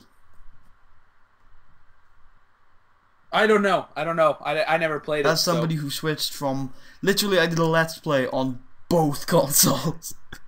Yes. Quite literally. The infamous switch of console, of general direction, Of gender. karma, of gender. Of species. What? I switched from a human to a ghoul. Would you A ghoul with power armor. go with power? Franziska van Houston. Franziska! I like how she was the good one. There she was. She was good? I thought she was neutral. Oh yeah, she was neutral, but she was the better of the two. Yeah. Richter was just evil. He was. But then again, Franziska did massacre medicine. Franziska massacred Megaton before she went off to the final battle. Definitely. That was like my tester to get back into the swing of things. I took my Chinese assault rifle with like 2,000 rounds of ammo, and for 10 minutes I just ran around and killed everyone I could in Megaton. I didn't explode you, but you all died in the end. I'm evil. So anyway, I think we got a little off the beaten path. What's our We'll next continue. point? Yes, next point. That's all this is getting off the beaten path. Trailblazers. Okay. They would like... Okay, I like this point. Karma system. They would like to think about the karma system. And when they say they would like them to think about the karma system for the next game, they mean that in Fallout 3, you have a karma system that is not very alterable. So, sorry, opposite of that. I don't know why I said that. It is very alterable. Yeah. If you do something like blow up Megaton, they think you don't get enough shit for that. And a lot of people would say you get too much shit for that. Well, not necessarily, but a lot of people would agree that you get a lot of shit for that. They think you don't get enough. They think you should be the most evil bastard swear words on the planet, okay? I totally forget. Are we allowed to swear on these podcasts? Yeah, go ahead. Oh, thank God. Fucking cock. Okay, good. The thing is, though, don't swear too badly because we usually record. I know this is just tricks of the trade here. We usually record for about 5 hours, but Dino, I have to cut out a lot of his racial stuff, a lot of his his sexist terms, You know, sometimes he says swear words that I don't even know about, that apparently some Polish people say are the worst swear words on the planet. And so I went through and I cut all those out.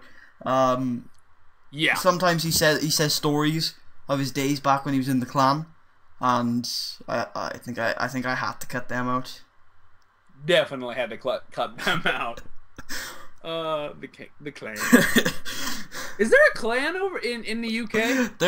Okay. Now I don't know about the UK, but I do know this is a story that anybody living in my local area, which is nobody, will know that there was a member of the clan living up in Cairo recently that we had a field day with. I'm not sure if he still lives up there. Yeah. Here it's a wild ball. I probably have several neighbors who are in the clan. I don't know. It's a racist America we live in. So it still exists. Oh, the clan? Definitely. No one really talks about it just because they don't do anything anymore. I'm sure it's just a bunch of old guys talking about how much they hate colored people. Yeah. I don't know why. I hate the fact that I just said colored people. Yeah. It's just something they would say. Let's just admit it. They hate black people. Very badly. Don't they hate a lot? Don't they hate other religions as well and other races? I'm not really sure. I'm not in the clan. I'm just assuming it's mainly directed towards black people. I've learned a lot from Dino. You know, his stories have scarred me. It doesn't still exist over here. I know that there are a lot of retired members. I don't think they really do anything. Like they don't even meet. I don't think. I mean, if anything, they're probably just a bunch of old men who drink, maybe play poker, and are racist together. They don't lynch anyone anymore. A typical poker group. With the occasional extremely racist slur. That's just I don't mean racist slur. Hardcore clan racist slurs that will make you pass out because of how much you're like, what did he just say? Oh, the electric's out. Looks like the N-words are at it again. They go beyond the N-word. They go beyond. Above and beyond. Alright, what was the... One sec, I need to go back to this point now. Damn it. Give me a quick summary of the point. How the hell did we get to the clan? Dino. Okay, anyway. The karma system. Oh, yes, no, I have perfect things for this. The karma system shows lazy game design because if actions had been weighted completely, they could do something under the hood where, yes, every single character in the game would react in a certain way to you if they knew that you had done what you had done. And through certain actions you can redeem yourself, but there are still certain characters in the game that have an intolerance towards you because of that. Like, that would happen in real life. Some people, if you, I don't know, like blowing up a town is a completely extreme example, obviously, because that wouldn't happen in real life anyway. Actually, in a post-apocalyptic situation, let's say you blew up a town, okay? Sure, there are some people who are very humanitarianist, I don't know, who would never forgive you for that. But the Wasteland Raiders and just the people trying to survive, who you're not bothering, as long as you've done enough for them, you would get redeemed for that.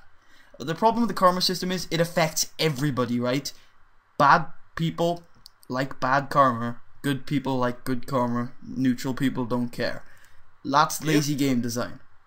What should happen is each character, not even each character, there should be 5 or 6 personalities, and each of those personalities react differently to every single action you take.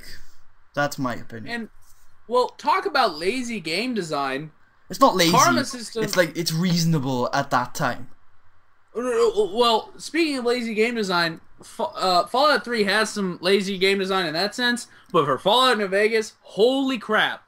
As far as, I mean, it's a great game. As far as Karma's concerned, Karma almost does nothing. No. I, right now, off the top of my head, cannot think of one scenario where you use Karma in the game. Yeah. You use faction reputation, which is a lot more in-depth and specific than Karma, but still isn't perfect.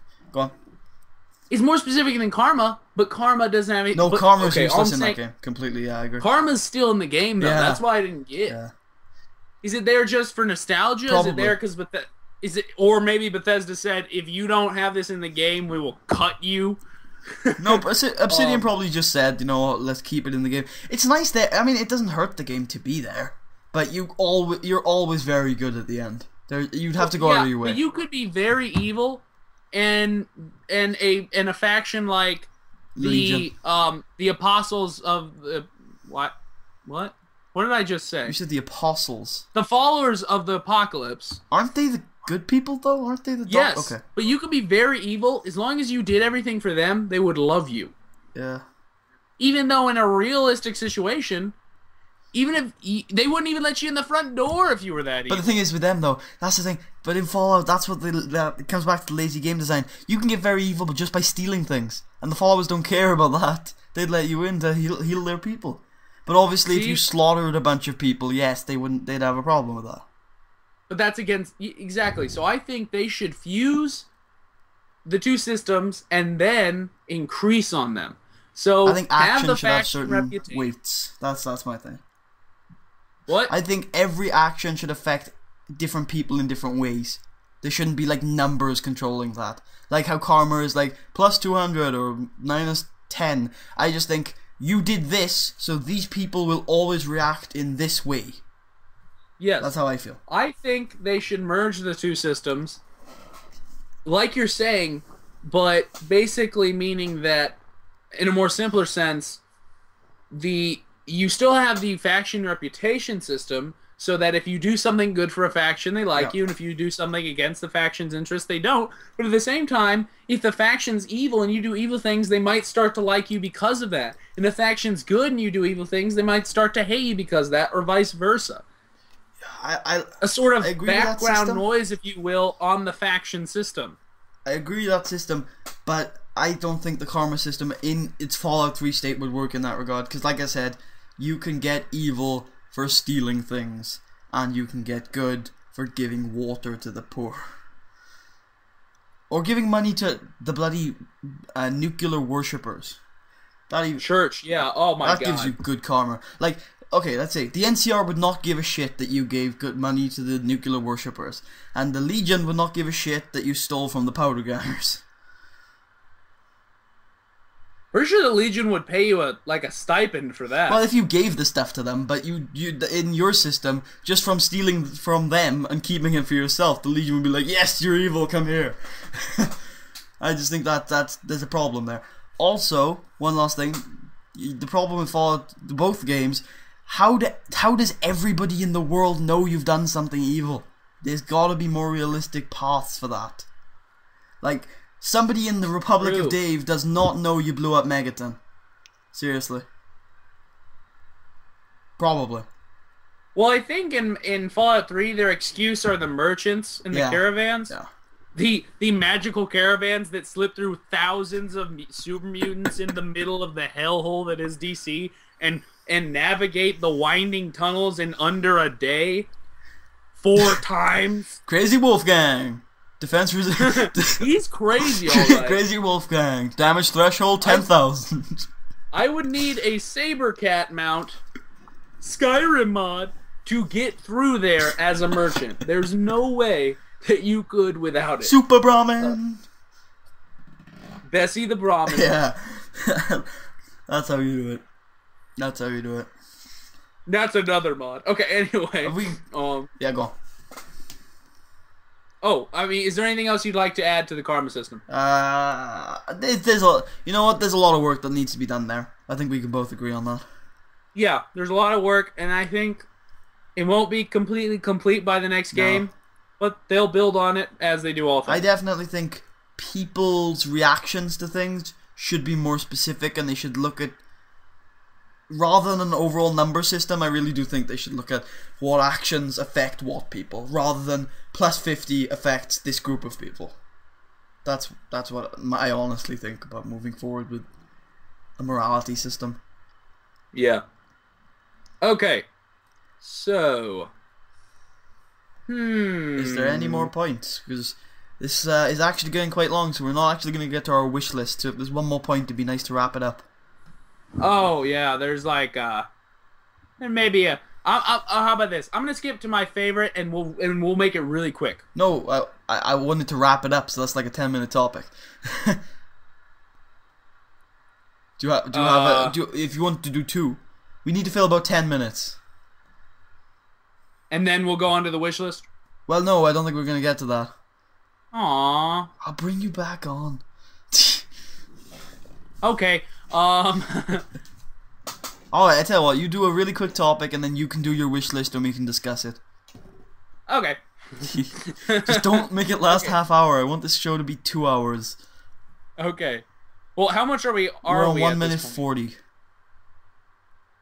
you say 1 minute 40? Yeah, 1 hour 40. Oh, okay.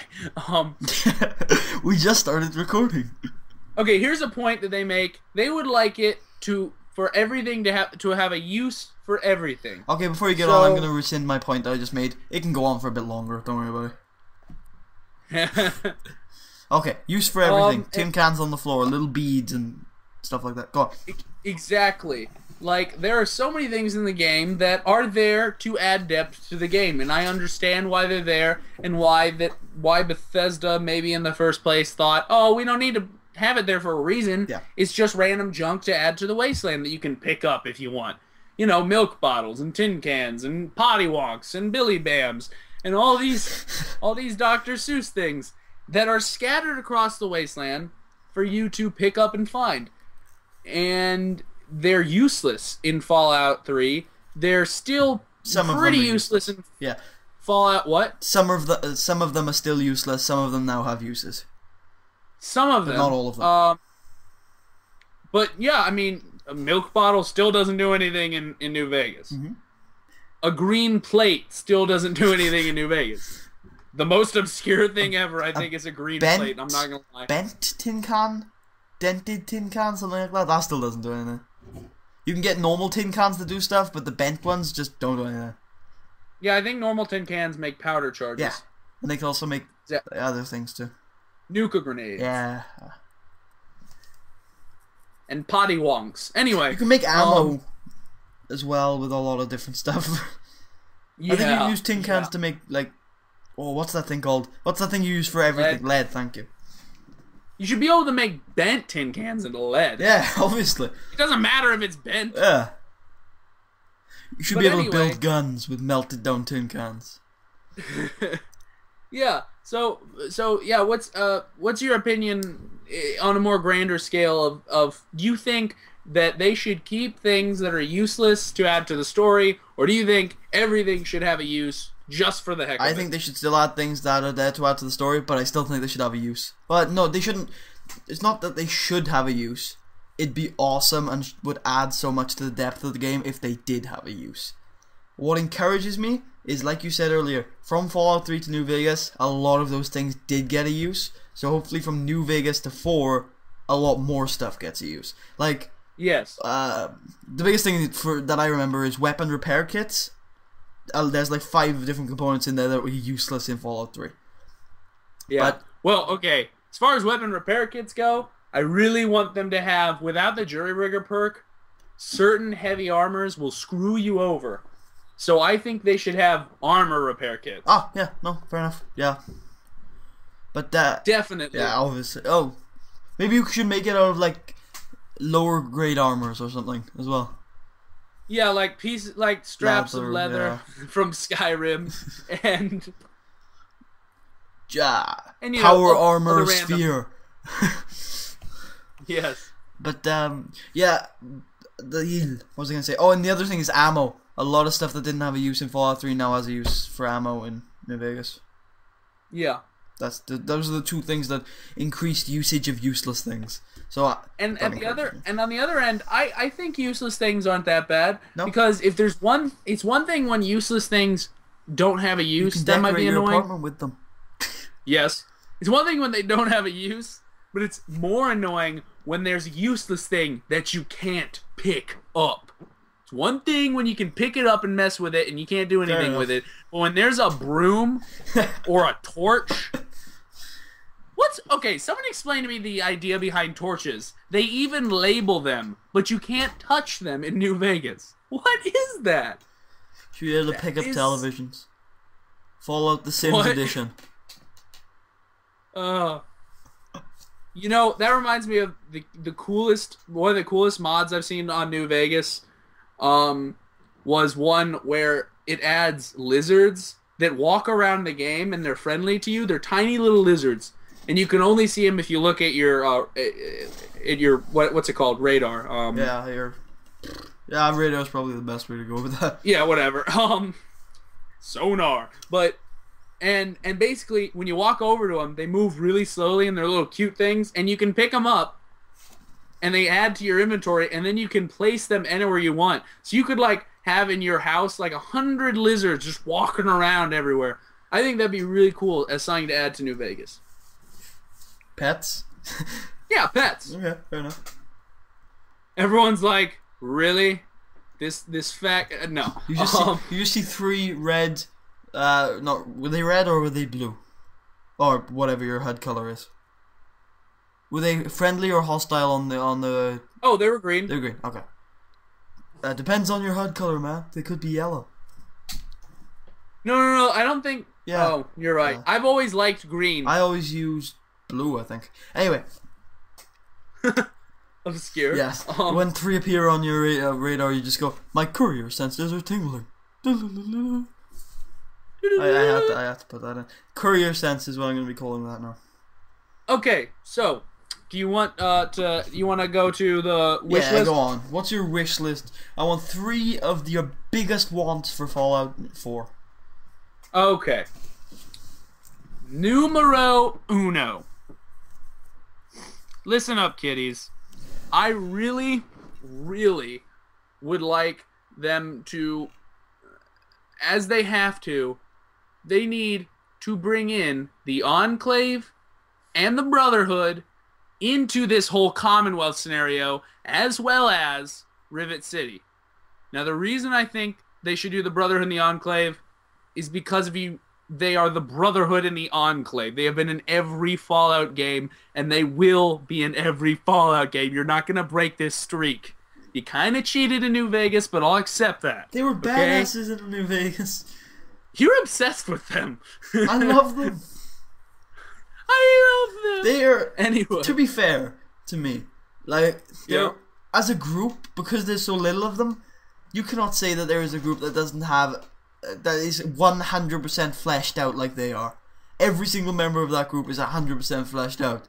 The NCR has over like 100 people that you won't care about. So does the Legion, so does the Securitrons, so does the bloody Brotherhood have nameless people. Whoa. The Securitrons have 100 people. Okay, 100 Securitrons. Have you seen the ending for Yes Man? They don't have... They don't have any... They might have a little under 100, but it's close. I mean, if you're going with nameless NPCs, the NCR has like a bajillion. Exactly, I mentioned them. I'm talking about the Enclave. Oh, okay. The Enclave have 0 in New Vegas nameless NPCs. They have 100% fleshed out characters. Very, very good point. That's why I'm obsessed with them. But they play a very small part as one quest in the ending. Yeah. So they're a good little group of guys, but they should have. I personally would like Enclave to play bigger roles. Mm-hmm. And so what I'm saying is Enclave, Brotherhood because they're badass, and then Rivet City because if you think about it, Rivet City is on its way to power. They have been put in a large place of power. They have the help from the Brotherhood. They have fresh and clean water for all their citizens. The Brotherhood is cleaning up the super mutant threat and all that, and they're making everything safe and nice, which means people will be able to reach Rivet City. Rivet City will be able to get more in-depth trade routes, and they'll have better research. They won't be focusing on water anymore. They might be able to design something else. And I think because of the power that Rivet City now has, I think they'll be expanding outwards, perhaps northward into Boston. So I'd like the Rivet City and Brotherhood and Enclave to play a part, as well as the obvious Commonwealth, which is going to play a part regardless. That's very obvious. It's going to be a Fallout game where the entirety of the game takes place on Rivet City, nothing else. You play through the entire game. Rivet City has been taken over by a dictator. You play through the entire game, and then you realize at the end that your character that you're playing was the dictator all along. Well, ignoring the fact that that was incredibly cheesy. And that was a reference to a game that's just come out. What game? I don't want to tell you because it's extremely spoiler-tastic. Okay. Oh, no! Dang it, bloody! Oh! Oh, I'm so angry. Okay. We're gonna talk about this in private. Okay. He knows I'm talking about Far Cry 3 now. Oh, you're talking about... Oh, thank God. I'm not. Dang! Bloody! Ah! I hate you. Just started playing it. Okay, well, we're not going to tell them what game you're talking about, so we don't ruin it for anyone who's watching Bring this. us the... Oh, wait. No, I should stop now. All you guys need to know is Buddy's an asshole, okay? What were we talking about before you ruined the rest of my 2 weeks? Rivet City becoming the world's next superpower? Excellent. Yeah, whatever. Rivet City is cool, and they're awesome. It's gonna become a battleship in Fallout 7. No, wait. In Fallout 7, it's a spaceship. Yes. Oh, God. The Starship Rivet City. Huge Mothership Zeta all over again. Okay. I think that they could actually, in a more serious note, they could actually do that as far as Rivet City. Yeah. I could see that thing literally turning into a battleship, then a spaceship. Eventually. Well, I'm just saying in the fact of making a whole game about it, or maybe even a whole DLC, it's a big shit. DLC, and they yeah, only included a few rooms. Wait, I could see a DLC in, not in the next Fallout, but this Fallout after. You say it's going to become this big power, and in the next game I think they should build that up, and then in the game after that, one DLC is the ruins of Rivet City. And through the audio logs you find out how it fell, and how the power was completely lost, and how they destroyed themselves from the inside. I think that'd be an And one awesome of them's DLC. Pinkerton just saying, I told you so. I told you, blasphemous even so. I'm smarter than you, you bitch. You bitch, Lee. I think that's an awesome idea for a DLC. Okay, wish list number 2. I really need to think of what my... Oh, yeah. So, sorry. my number 2 is, I want them... And this is kind of obvious, but if I just want to put it didn't have this, I'd be very disappointed, and that would be so sad. They need to run Fallout 4 on the Skyrim engine. Of course. We talked about this earlier, but it's a very good point to have on my wish list. If they run it on the Skyrim engine, it will look so good. The graphics will be better. The gameplay in many aspects will seem less clunky. And it'll add interesting new concepts like more in-depth executions or kill cams, as you call them. I can't think of the actual name. Actually, I think in Fallout New Vegas, the option is called Enable Kill Cams. So there are kill cams in New Vegas, yeah. Okay. Anyway, well, we'll just call them kill cams. Yeah. Right now.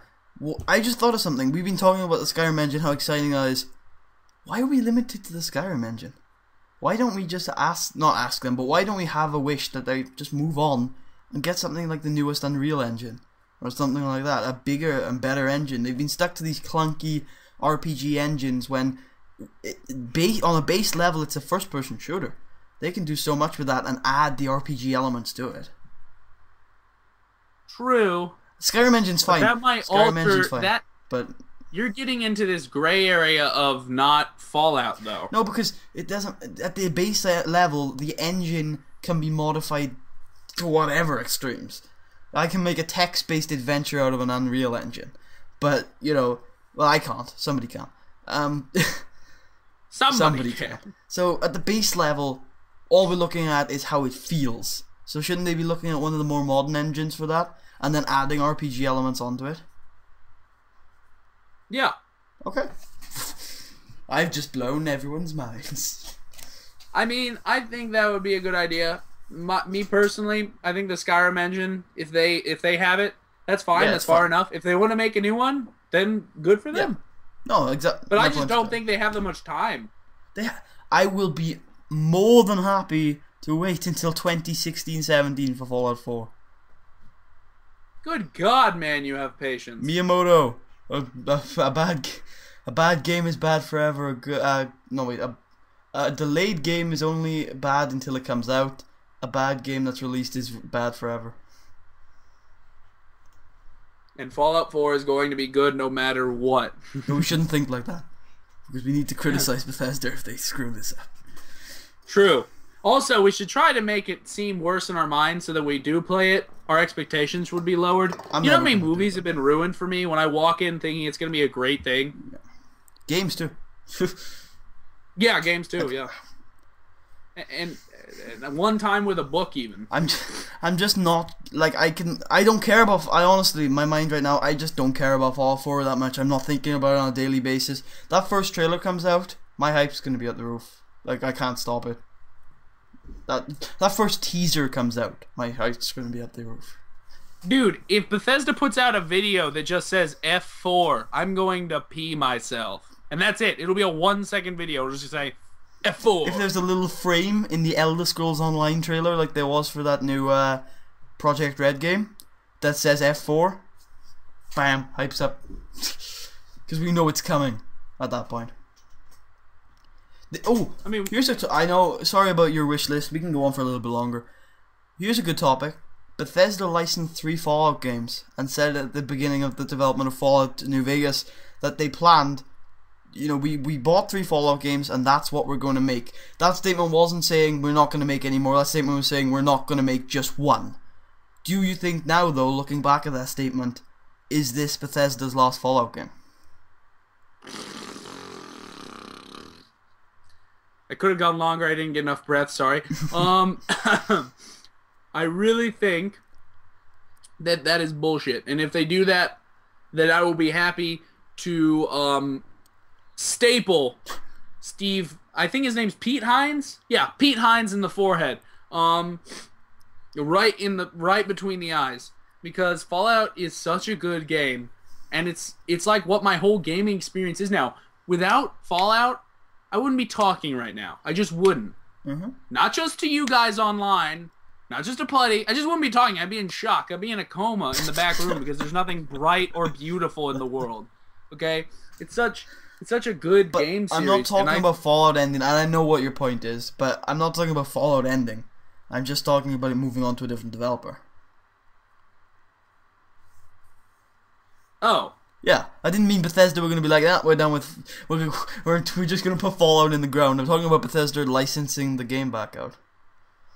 I doubt that's going to happen either. Bethesda's kind of. Who owns? I'm wondering, because Bethesda licensed 3 Fallout games. What actually happens legally after that? Who owns the rights to Fallout? Oh, no. They didn't just No. Later onward, you didn't hear about that? Okay, there was a huge amount of things with Interplay. They completely raped Interplay in the courtroom. No, I heard about that. Fallout Online. Not just with Fallout Online. They have all... Before Fallout Online, they now have all the rights to Fallout. Whether it's merchandise, they could literally legally produce 100 Fallout games right now. So the 3-game thing is no longer applying. Okay. So them passing on to another producer, plus Bethesda's so touchy with their game series. Have you noticed that? Really? They've published some crap lately. Okay, they've published one piece of crap lately. What? Brink. What game? Brink is not that bad. No, but it's not Bethesda. And they weren't touchy about that. That's it. I'm putting in upcoming playthroughs on my channel, Brink, and then in quotes, this is because of BioShock, buddy. Okay. Okay, so yeah, no, I don't really need to continue with my wish list because I think we talked about everything. So I think really, if there's anything you'd like to finish in this thing, we should better do it now. And then, well, I think we don't need to talk about your channel because I think everyone's established over the last 2 hours that you do playthroughs. and you're going to be playing those. And oh yeah, one quick note. I'm not gonna describe what I'm gonna do. I'm gonna do playthroughs, and it's gonna be a lot of Bethesda content. That's a quick note. But if this is coming out on Sunday, I believe. Am I correct? Correct. Okay. If you watch this and you're just like, holy bejesus, I gotta go to his channel and watch all his videos. Well, first you should go to mine. Then go to his. You should go to his. No, unfortunately, right, the channel's up. My equipment is all together. I got all my ducks in a row, but life happens, and because of family problems, I have some family members who are in need right now. So we're going for the next 2 days to Chicago or that area, and so I won't be back until Sunday. Well, no, maybe Saturday. The point is, me getting content out before you see this video is unlikely. So if you watch this video and go to my channel, don't be freaked out because there's nothing there. I will be getting something on, at least, if not at the end of Sunday, then right on Monday when I get home from school. So that's just a quick note. But I highly doubt that there will be many people who watch this video. Well, one that got this far in. How many people do you think actually are going to get this far in? Well, I know one, and I'll be mentioning that in a second. Okay. Well, I will let you talk then. That's basically my whole note. That's just, I wanted to say that. Alright. Well, for those of you who actually watched all the way through, maybe even for those of you who watched last week, we do a competition, like I said earlier in this show, where we give a word, and whoever gets all the way through the podcast, that word goes in the comments. And I know it's not a big thing since they're not actually like video producers, but we do shout out the channel. We are going to limit it to just one time, so if you post it like in a multiple episodes, we'll still put you in the description, but we won't mention you on the show. But this time it's a little different, because what we did last week is we mentioned the wrong channel. We mentioned the guy's viewing channel when he does actually have a video production channel. The guy is Ellis Smith, and his real channel link, the link to his actual video production channel, is in the description. He got the word right last week and the week after. Alright, so the word for this week, we said it earlier, we're going to do another word, and that word is... Why don't I leave it to Marshall? What word do you want to give to the viewers? Moira. Moira, that's a good one. Moira. Alright, Moira. That is M-O-I-R-A, Moira. I don't quite know what's going up on my channel this week, but I do know that we do have a schedule for the roundtable, and my videos are a Port Talbot Town Roundtable Revolution, which is Tuesdays and Thursdays, and me and Tanner, the Cold War Civ 5, which is Wednesdays. Which is very entertaining. Saturdays. If you haven't seen that, you should check it out. Thank you. I really do think that's funny. You guys go back and forth quite a bit in that. And the end, yeah. We get really aggressive towards the end. Dude, you are such a douchebag leader. Holy I God. nuke everyone. How many people do you have to nuke? The thing is, before... I had the best happiness at the end. Yeah, Really? I had the highest happiness levels. That's ridiculous. Anyway, we will have Marshall on the podcast again, because he did not do the guest game show, and this wasn't a real structured podcast, but hopefully you've enjoyed 2 hours of Fallout 4, which we talk more about the problems with Fallout and the good things about Fallout, rather than actually what we're going to see with Fallout 4, but we did touch on it quite a bit. Maybe we'll talk about this again. We didn't get to it all, so... Yeah, I mean, we might take a little of opinion from... I mean, I'm sure that the other roundtablers might have a little bit to say about it. And I mean, this is early days. I mean, in 6 months' time, we might actually have some news to analyze. Definitely, I agree. So, maybe we'll come back when we have more information, or when we have a different opinion. But aside from that, next week is a proper podcast. I don't know who we've got on. We'll work it out. I will see you guys next week, and Marshall will see you guys sometime. Hopefully soon. Go subscribe. I don't know. Who cares? Who does care? Okay. I'll see you guys next week for the podcast.